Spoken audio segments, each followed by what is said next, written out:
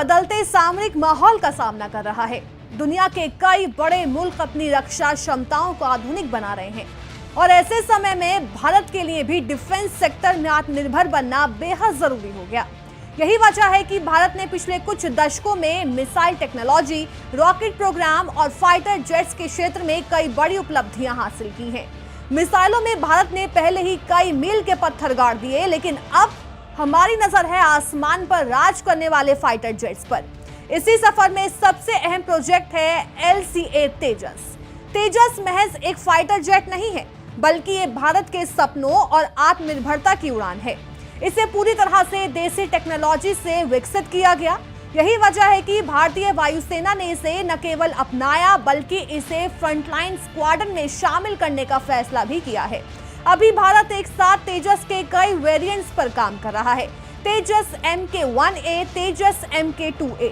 इनमें से सबसे ज्यादा चर्चा हो रही है MK-1A की, क्योंकि इसकी खूबियां इसे अमेरिकी F-16 और रूसी Su-30 जैसे विमानों से भी आगे खड़ा करती है। तेजस MK-1A में लगा है ELM-2052 AESA रडार, जो किसी भी आधुनिक जेट के लिए गेम चेंजर है। ये 150 से 160 किलोमीटर दूर तक 5M2 RCS वाले टारगेट को पहचान सकता है और 110 से 120 किलोमीटर दूर तक छोटे 1M2 RCS वाले टारगेट को भी डिटेक्ट कर सकता है।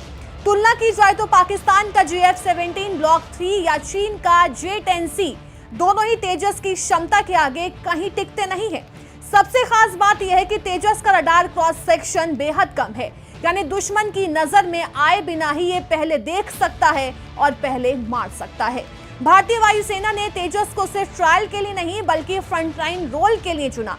तेजस स्क्वाड्रन को 3 चुनौतीपूर्ण इलाकों में तैनात करने की तैयारी है। पहला, राजस्थान का नल एयरबेस यानी रेगिस्तान इलाका, गुजरात का नलिया एयरबेस यानी तटीय इलाके में, लद्दाख का लेह एयरबेस यानी ऊंचाई वाले पहाड़ी इलाके में। ये तैनाती साबित करती है कि तेजस हर तरह के ऑपरेशनल एनवायरनमेंट में खुद को साबित कर चुका है। तेजस को बनाया ही गया है मल्टी रोल प्लेटफॉर्म के तौर पर। इसका हथियार पैकेज इसे हर मिशन में घातक बनाता है और जब ब्रह्मोस NG तेजस में पूरी तरह इंटीग्रेट हो जाएगा, तब इसकी स्ट्राइक क्षमता 160 किलोमीटर से भी ज्यादा हो जाएगी, यानी तेजस दूर से ही दुश्मन को खत्म कर सकेगा। तेजस मैक 1.6 की स्पीड तक उड़ान भर सकता है। इसमें 8 हार्ड पॉइंट्स हैं, जिन पर 3500 किलोग्राम तक का पेलोड ले जा सकता है। इसका डिजिटल फ्लाइट कंट्रोल सिस्टम और तेज टर्निंग क्षमता इसे डॉग फाइट यानी नजदीकी हवाई युद्ध में भी बेहद घातक बना देते हैं।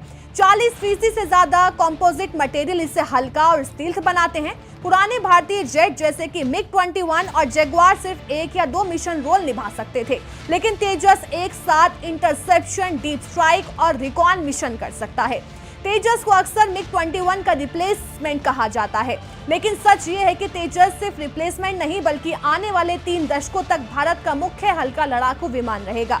इसकी ग्रोथ रोड मैप और आने वाले वर्जन इसे किसी भी वैश्विक मानक पर खड़ा कर सकते हैं और यही वजह है कि इसे न सिर्फ भारत बल्कि दुनिया के कई देशों में भी एक्सपोर्ट करने की संभावनाएं दिख रही हैं।